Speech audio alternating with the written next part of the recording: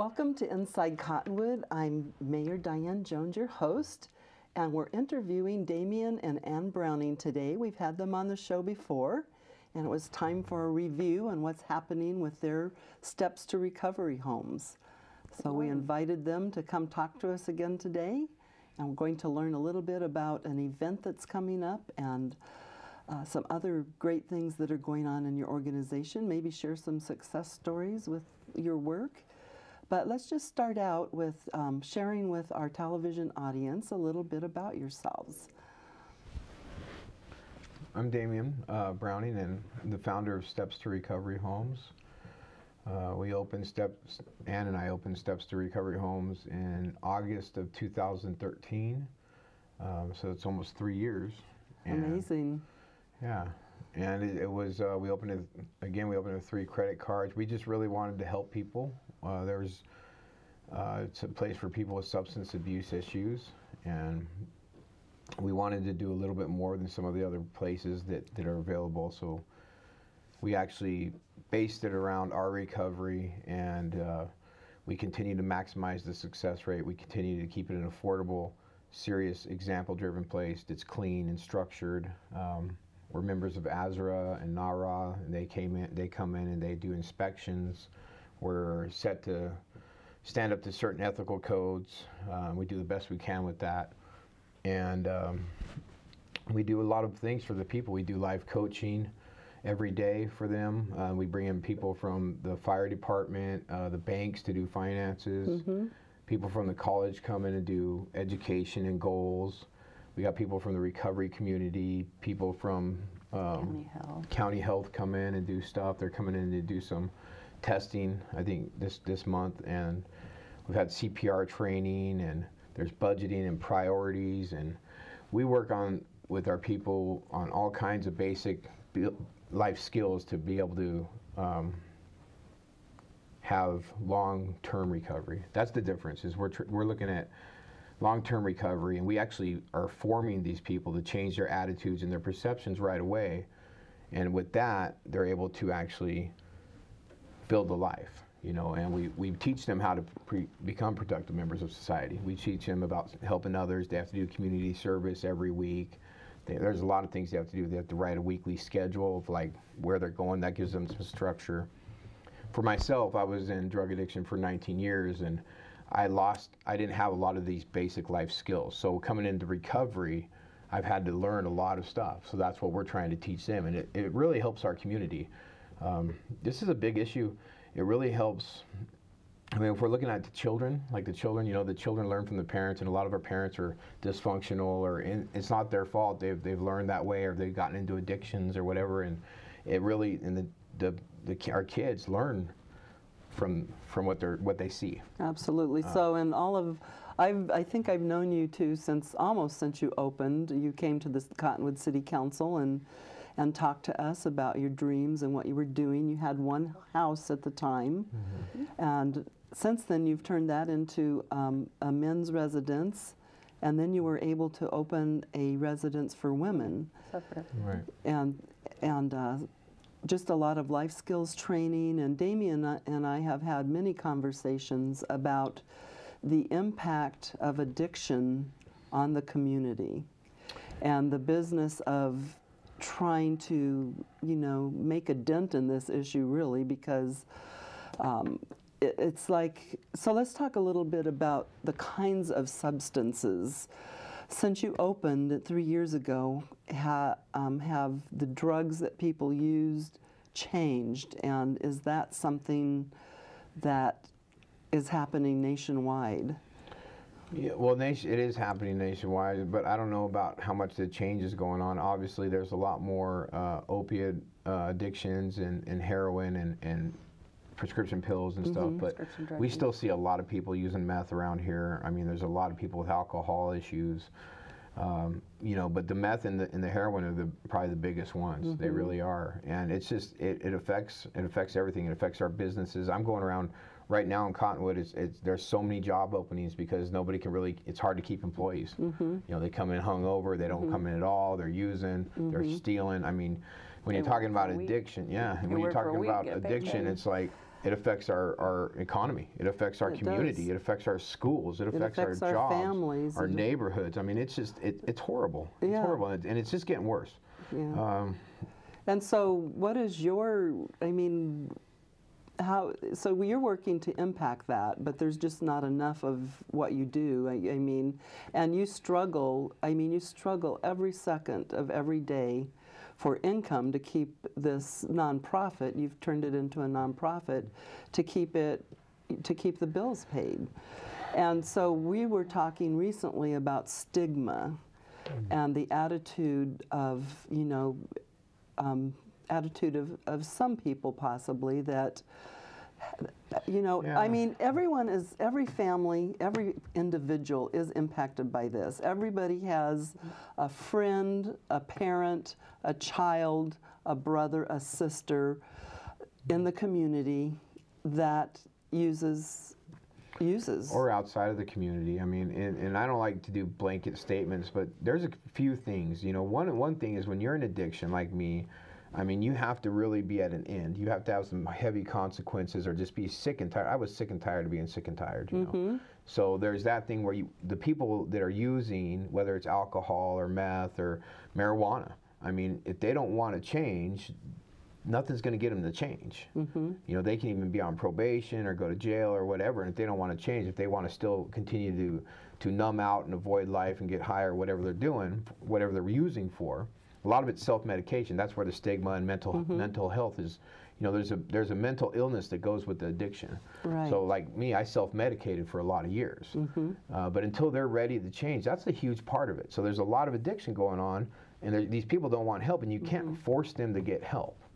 The other thing is the stigma. I mean, I didn't think, you know, that I could reach out and tell everybody that I had a problem, you know, because I was judged. You were hiding it? Well, and what happens is people feel like they're judged. If they have, if a lot of, now, the blanket statement's no good. A lot of people, if they see somebody that's crazy walking down the street or somebody that's lit, you know, high, they're going to avoid them, okay, because they're afraid of them. And what happens is that person actually feels like everybody's against them. They feel like they're judged. They feel like, so they don't reach out for help. So the stigma, by doing that, it isolates these people. And once you isolate that, it makes it stronger. And they use more and more, and it gets stronger. Their head, the mental illness gets stronger. And so that's what happens. And a lot of people don't get help because of that. So what we're trying to do, we're really about awareness. We're really about helping the community and helping people, you know. And that's why we made it a 501c3. And it is really hard. 90% of our people, it's up to 90 now, 90% of our people come in with no money. So we're always trying to, and we're maximizing the success rate. And sometimes there's just no place else for them to go. I mean, they need to. Well, there's a lot of places. In the Verde Valley, there's not that much, but there's a lot of places around. There's a lot more people getting into the treatment, but you have to have insurance. You have to. A lot of it's a lot of money, or when you're paying, you know, if you are paying $100 or $200. You know, you get a bed, and they tell you to go to meetings, and they tell you to get a sponsor. I mean, now we're doing yoga with the people once a month. We're doing equine therapy, kayaking, which are all great things. They help. I saw your Facebook page. I saw your kayaking experience, and that was wonderful. Yeah, you give people opportunities to. Well, we do. We have job opportunities. We have scholarship opportunities. We actually have a savings plan where they start putting money in. We half their money, so that way in 6 months, it's a 6-month program, they can actually find a place to live. We actually help furnish their apartments. We give them a discounted gym membership, bus passes. I mean, I got gardens, bikes, weights. I mean, we supply cleaning supplies. We don't charge them for the laundry.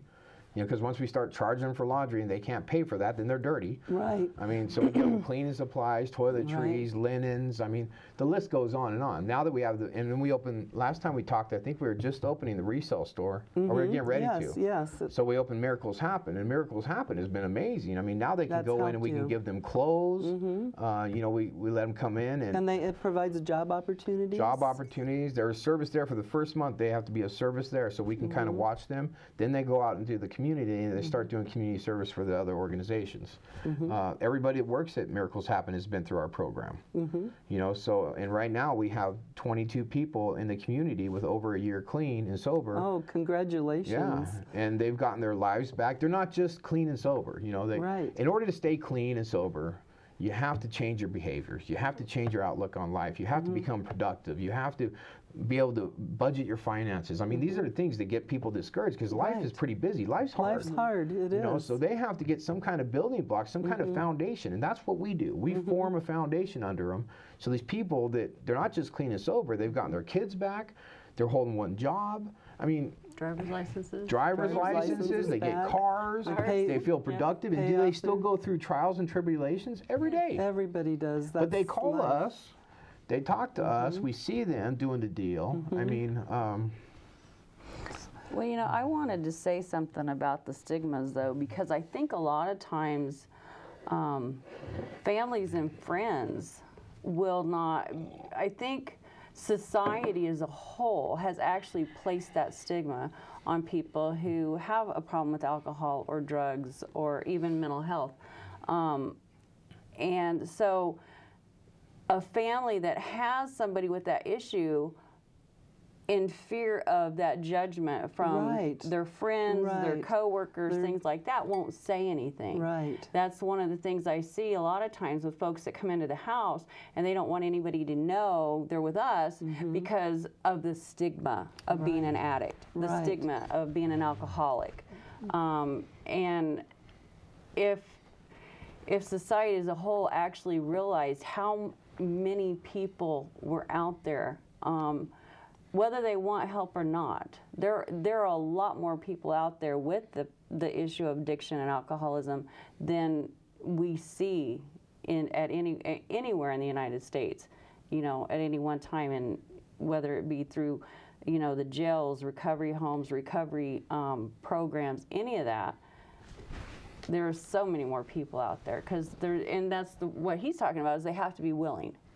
Right, you know? It has to come from within. But a lot of times they're afraid to become willing because you're going to judge me. You're not going to like me, but you like me right now as long as you don't know. So, and here's the deal with that is, like, even though there's a stigma on people having to become willing, because a lot of people think that they need the consequences. Now, I'm telling you that my opinion is that consequences help. But we're also promoting right now, we have been for about a year, is like, reach out to your loved one and tell them that there's help, and erase that stigma and say, you know what, there's help available, because there is. And you know what, everybody in our houses right now doesn't have to be there. They're all voluntary. So you don't have to get in trouble. You don't have to do that. People seem like, oh, I can't reach out to my sister because my sister's in heavy addiction and she doesn't want help. Well, she might want help.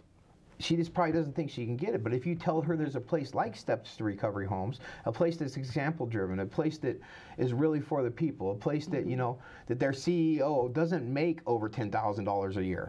I mean, this is, you know, they're really for the people. They're doing it for the right reason, and they have a savings plan, and they have scholarships, and they have all these things, and I continue to reach out to the community and get more and more stuff. You know, they might have hope. They might go for it, and they might try it. And that's what we have going on. And it will work. Yeah, but people don't reach out. That's the double-edged sword. Right. So there's the part of the stigma that I can't reach out because people are going to judge me. Then there's the part on the other people, the people that are judging or maybe just unaware, that feel like they can't reach out to them. So there's a wall there, and that's why we're next weekend, June 11th. Let's take a quick break. Okay. And then we'll talk about June 11th. We're a little bit over time now. Okay. We'll be right back.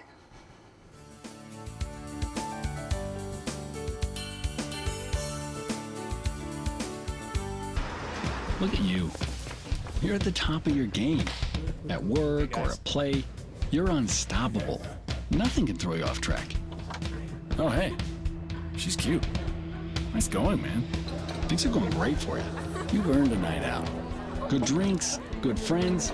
Yeah, we can go ahead and call this a good night. Wait, is that your car? Uh-oh. Not smart. Yeah, I saw that coming. Say goodbye to her.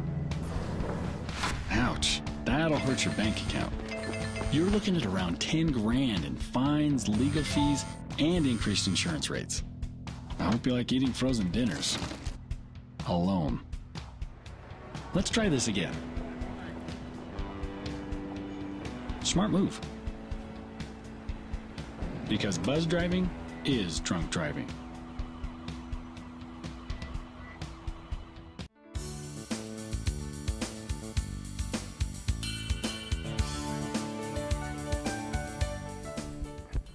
Welcome back to Inside Cottonwood. I'm Mayor Diane Jones, your host, and we have with us Ann and Damian Browning today. So we were just talking before the break about an event that you're planning called Erase the Stigma. Erase the Stigma is a thought that's been going through my head for the last 3 years. It's a community education and awareness day on mental health, behavioral health, they're calling it now, and addiction, and how they go together.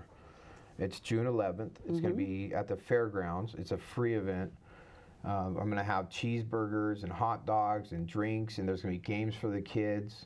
You know, it's a family event. So it's a family event at the fairgrounds, the Verde Valley Fairgrounds. From 10 a.m. to 3 p.m. 10 a.m. to 3 p.m. on June 11th. That's soon. That's right. That's coming right up. This segment will air after June 11th, so we want to make sure that everybody knows that that's the date. Okay. So you're going to have exhibit booths, and can someone get a booth right now if they want to exhibit? How would they do that? Well, they would call us at 928-649-0077 or go to our website. And we have a brand new website. It's www.steps2recoveryhomes.org. You can get on there. We have, and the thing is, I have 6 speakers that are going to talk about these issues. They're going to talk about mental health and how it goes. They're going to talk about prescription drugs, being in recovery, mental health and how it goes, the mental illness that goes along with addiction, the stigma. That's what we're going to talk about. It's really about the families. It's really about the people out there that I want, you know, the more they know about what it is, then they'll go, oh, wow, this is what it is. Then the booths that I have are all places that they can get help in these areas. So we're going to talk about the issue, and then we're going to talk about the solution, and we're going to have places for the solution. Great, great. So you'll have cheeseburgers, hot dogs, drinks, and games for the kids because it is for the family. And you've got MatForce, Spectrum, NAMI, and In Recovery, it looks like, as sponsors, major sponsors. Also got some more. So Azra's been a sponsor, Compass and Chandler Valley Hope, actually. Okay. And there's a lot of other people that are pitching in little things, and it's just, you know, the community's been so great on this. Right. Are you going to do raffles and things like that? Not sure you're going to do that? No, I might do one raffle. It's not really about, this isn't a fundraiser. Right. This is just really about the stigma. It is. It's about the community. It's about, Ann and I are very community oriented. Yes, you are.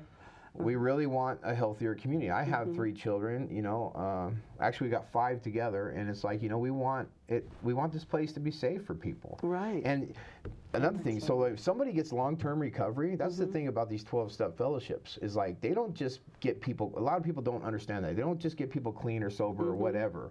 They actually teach them spiritual principles. They teach them how to interact with other people. So everybody that comes through our program and gets long-term recovery affects so many other people, hundreds and hundreds. I mean, absolutely. Just myself, I've affected so many other people by being in recovery in a healthy way. Right. Maybe some in unhealthy, but not as much. I mean, mainly 90% of it, 95% of it's healthy ways. You know, I interact, I open doors for people, I teach people patience, I talk to them about how to be part of the solution, you know. And another thing I want to touch on real quick was the alcohol. We touched on alcohol, and I think it's important because I think there's a stigma around that too. Since alcohol is socially acceptable and legal, when people have problems with it, they don't want to tell their friends that they have a problem with alcohol. They don't want to tell people that they're an alcoholic, that they can't just have a drink or two or put it down. So I think that's a really big thing too, especially in this community, because there's a lot of people that drink, which we're okay with that, but when people have the problem is where we come in. Right, right. And so it's cool because we just got nominated for the charitable organization for the Thunder Valley Rally. Oh, great. That's awesome. So that's a really, really cool thing for the community. They did that because at the Thunder Valley Rally, Steps to Recovery Home is going to be there talking about recovery and talking about when these issues happen. And we're going to be raising a lot of funds down there. So come on down to the Thunder Valley Rally and try to help that out too. That's fantastic. I think it is. If someone wants to donate, you know, if someone has it in their heart to help with this issue because maybe they're impacted by it personally, or a family or a friend is impacted, or they see the community in need. How can they help you? Well, you know, there's so many ways. We're looking for volunteers. We're looking for, right now, we're looking for house managers. We're looking for people to help write grants. We're looking for people, you know, on the website we have a lot of stuff. We have a newsletter that goes out and says our needs. We're looking for we're still looking for vans. We're looking for a truck. We're looking, I mean, people could donate vehicles. People could donate houses or money, or they could do monthly pledges, which will go right to somebody that's struggling. There's a scholarship funds that we set up so people can donate that. And you were telling me about scholarship, that you had 22. What were you telling me during the break? You have someone supporting a number of people. Well, in the community, I've been going around the businesses, and the community's been real supportive. We have 34 annual sponsors right now. And what does that mean if somebody wanted to be an annual sponsor? If you have a business, what can happen is you can take on an annual sponsorship, and I have levels everywhere from $100 a year all the way for $250, $500, $1,000, $2,500, and a $5,000 level. And a lot of people have been taking these on, and it's not always monetary stuff. A lot of people are doing in-kind service. You know, that's how we're getting a lot of our things that we're giving to people. I mean, like Papa Murphy's is one, and they feed our people once a month with pizza. Wow, that's which is fantastic. awesome, because the people in there are like, man, they get pizza once a month. You know, it's like, that's a big treat. I mean, so everybody could get involved, and so many people. Cottonwood's been so supportive, and so many people are getting involved, and it's really helping out, and we're really making a difference. And it's just like, you know, it's wonderful. And we're part of the we just started the Verde Valley Tax Credit Coalition, us and 4 other nonprofits. Okay. So we're part of the qualifying nonprofits for the state of Arizona. So you can actually donate, and they just raised it too. You can actually donate 400 single and 800 married filing joint and get a full tax credit. Plus, not only that, you can still donate to the schools. Fantastic. So you can do both. Right, right. So you can donate to Steps to Recovery homes, and if you want to, I'll blast it out there, Verde Valley Tax Credit Coalition.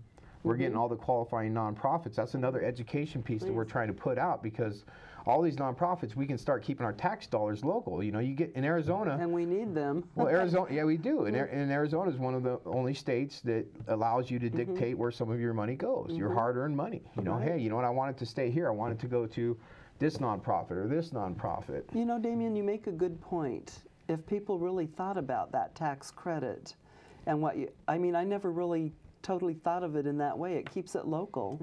It does. Keeps that money that would go to the state, it keeps it right here in Cottonwood in the Verde Valley to provide these services. Well, and the state's going to take your money anyways. Right. Well, I mean, no, they're gonna. That's what this is doing. True. I mean, they're going to take that money. You know, say you're married filing joint, they're going to take however much money you owe for taxes. Right. Well, 800 that they take, you can actually say, well, I want it to go here. I want it back, yeah. I want it in Cottonwood. I want it in Sedona. I want it. Gives you a say. I want it in Camp Verde or Clarkville. Right, right. Yeah, or even Jerome. Yeah, Jerome. Well, you know, there's places. Sedona, big. So these are the things we're trying to do, and just like Miracles Happen, I want to blast some stuff about Miracles Happen. It's been amazing. Miracles Happen resale store is 541 North Main Street. We take donations. It's all donation based, and after we pay our employees and the rents and all that, all the proceeds go to keep the homes open. And this last year, well, it's going to be, I think July is going to be a year that we've been open. And it's June 9th. We had a soft open June 9th. Okay, so. And did our grand opening July. Well, a week. In a week we'll be open a year, and it's really helped us stay afloat. And you get a lot of donations. We get a lot of donations. Like. Miracles Happen. We're trying to be different than a lot of the places by really keeping the prices down. Do we always price things accordingly? You know, we're doing our best. Right. But we keep the prices down. We keep it clean. We're trying to keep it roomy, and we're trying to keep something for everybody. And I donate. All the overflow that I get that's not total junk that I don't throw away, I go and donate to the other nonprofits. Plus, we've had people come in that are, you know, new in recovery, and they don't have to be in our house. They come in and ask us, and we've given them furniture. We've given them clothes. Some of the homeless have come in, and we've given them clothes if they need it. I've had somebody come in, their house burned down, and I helped them out with furniture. You know, these are the things we're trying to do for the community. You are very giving to the community. You're right. You're out there in the community, and you are always giving back. That's for sure. I think it's important. Yeah. Well, we have to take another little break, and we will be right back.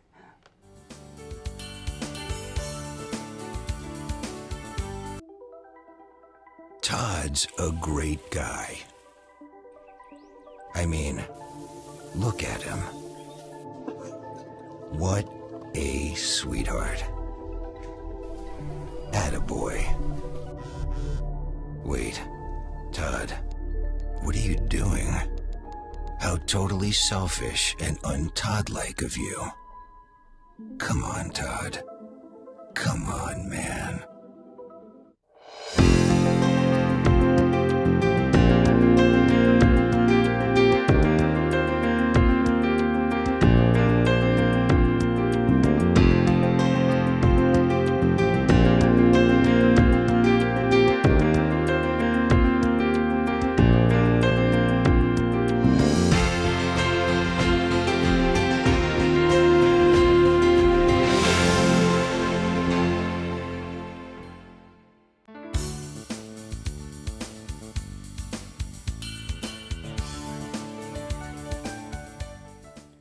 Welcome back to Inside Cottonwood. Mayor Diane Jones, your host, with Ann and Damian Browning with Steps to Recovery Homes.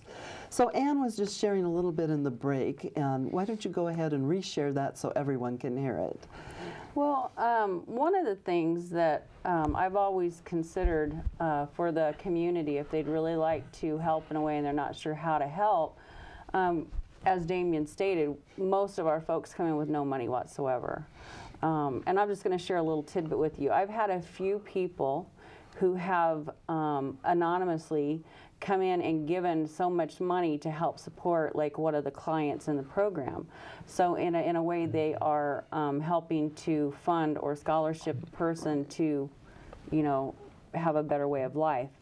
And that's one of the ways that I think if somebody were really wanting to help out and they don't want somebody to know and they weren't sure what they wanted to do, they can come in and talk to us. We can talk to them about the people we have, and they can even choose the people that they might want to help. You know, if they'd like to meet them, we could always set that up too, but it gives them an opportunity to meet the person that they're actually helping out.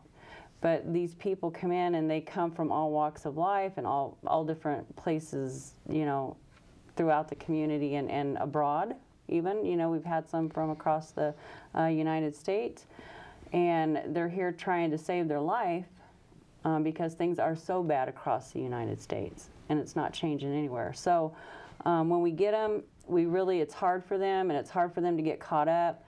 We've had scholarship processes in the past where we're able to help fund them a little bit, and we're coming to the end of that. So having some scholarship money, you know, setting up a fund even, we've talked about that, if we can get some people that would like to donate to a scholarship fund. I just recently had a past graduate call in and say, hey, I would really like to scholarship this person with the savings that she had built up with us. Mm-hmm. So in turn, the money that she actually saved and through our savings plan that we helped them with, she turned around and donated it back to another client in our services. So, and I don't think maybe people understand that you're actually investing your own funds back into savings accounts for them, so that when they leave, they have a little bit of money to put a down payment on that apartment, or purchase a piece of furniture that they need, or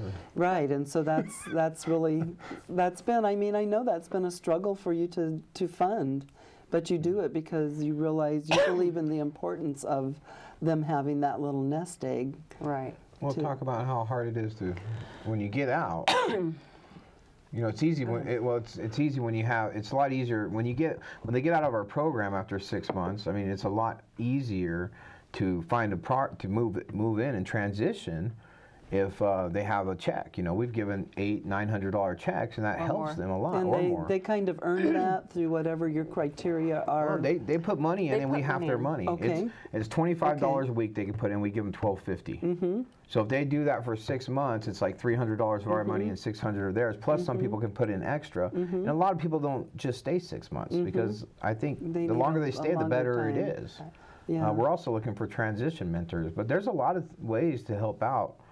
And life coaches. Life coaches. We're looking for life coaches. We're looking for, you know, businesses to sponsor us. We're looking for grant writers, transition mentors. I mean, there's just so much that's going on. Volunteers through our store. And just like donations, and that's another thing. You know, I'm going around picking up donations by myself. I do, you know, donations. I do deliveries. I do intakes. It's ridiculous. So we're looking for help. You need somebody to. I've been doing yard that work. Truck you know, me and the guys go out and do yard work. So if you want your yard done, you can come over. If you want if something's cluttering your house and you think it could be sold at a resale shop, I'll come pick it up, and we're happy to do it. And we smile, and we're very respectful for people. It's really a cool thing.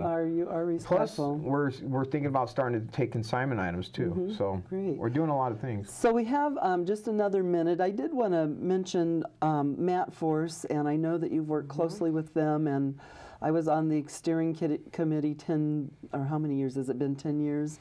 But you know, we do have a community that cares. We do have the Dump the Drugs, where you can take your old prescriptions into the police departments in the Verde Valley and Sedona. And we do have programs, and we have been fighting meth, and we have been fighting drug-addicted babies, and we have been fighting and trying to, I say fighting, but trying to provide support in these areas.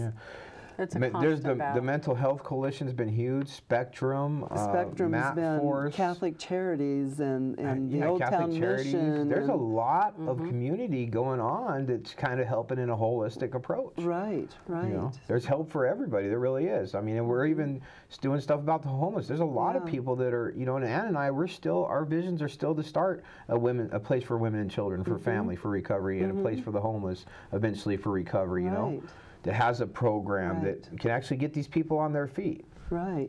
So we're out of time, but just want the community to know that you truly need help. You really need the community support. And I just have to say it, I don't know any two people in the community that work harder than you do.